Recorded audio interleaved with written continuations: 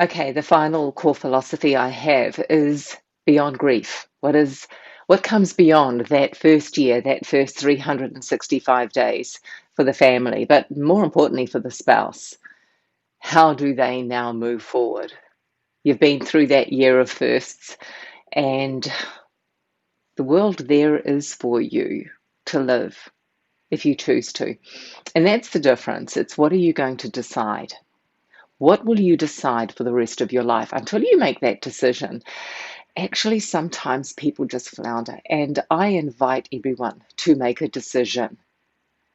What do you want for your life? Knowing that anything is available for you if you make that decision. Keeping it, of course, realistic, but what are some of the things that you have always wanted to do, but you were too scared to try? You were too scared to even attempt it because you thought you wouldn't fail, because you thought you would fail, because your spouse wouldn't let you, or you were a mum or a dad and you had other obligations. What if now? What if now it was possible for you to do some of these things, for you to branch out, step out of your comfort zone, and start unveiling, start shedding those layers of fear, of self-doubt, of, of what ifs and regrets? What if now was your time, if you allowed it? That's the thing. Make the decision of what you want and allow yourself, feel it first, feel what it is that you want, believing that it's possible, but also allow yourself to have it, to go out and start doing whatever you need now in order to do that. Now, many people go, oh, that's okay for you to say. I mean, you're 15 years down the track. And yes, I am. And that's why I'm so valuable to someone who's at this point now. But back then, I made the decision. I really did. I made a decision even before that first year that I was going to do something with this experience. I was going to do something with my life. I was not going to wear a black veil and be a widow. I was going to be me. And I allowed myself that freedom because I knew Phil wouldn't want me to sit around and mope for the rest of my life, but I'd also made the decision I wasn't going to do that. So it's important to discover what is it in you that you want. Start creating a vision for your life, a vision board if that's what you have to do. Start believing, start feeling, start dreaming. Now, what gets in the way of you actually doing that? Well, what gets in the way is this roadblock of who you believe that you are and how you need to be, and all of the things that have stopped you in the past, and you're too scared to even try. Well, this is where you then dig deep and go, well, actually, who am I really? Who am I now? You don't want to label yourself a widow for the rest of your life. My name is Tanya. I was born as Tanya. And this is what I want to do with my life. But in order for me to do some of these things, I've got to peel off some layers of limiting beliefs, of lack of self-worth, of lack of self-respect. I need to do things for me. I need to either get back in shape, get fit, start feeding my brain emotionally, physically, intellectually. I need to make a stand for me. Because at the end of the day, if I don't do it, no one else is going to do it for me. You must make the decision to live your one precious life because you've already seen how quickly life can change. So make that decision for you. Anything is possible. It's about being able to make these decisions with certainty. So that is very much a lot of work on your identity.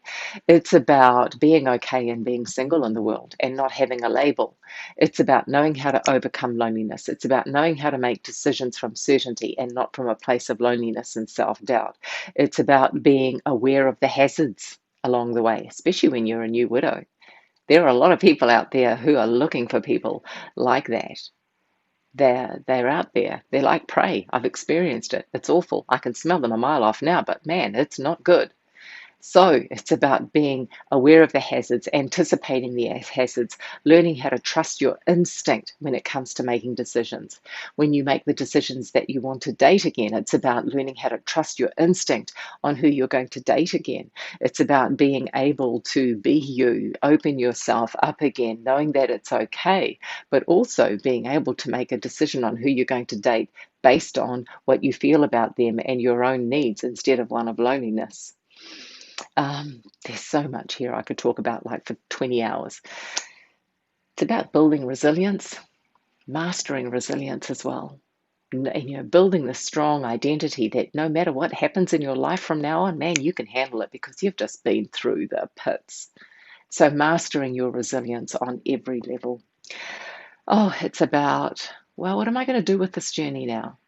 How am I going to now give back to mankind?